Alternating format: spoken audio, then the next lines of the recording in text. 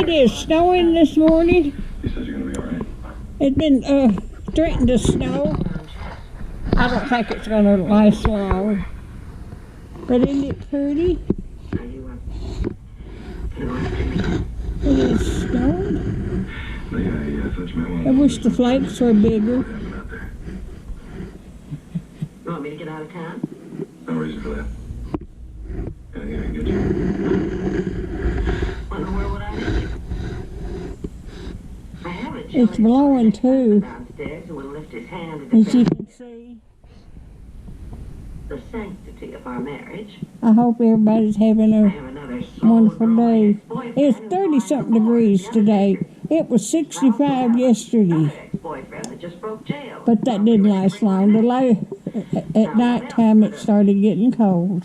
A good woman what, Marshall? I've got the TV on, so Okay. Would you get my clothes and let me get out of here? There'll be plenty of time for that when Doc says you're ready. You want to get Jess Trevor in jail.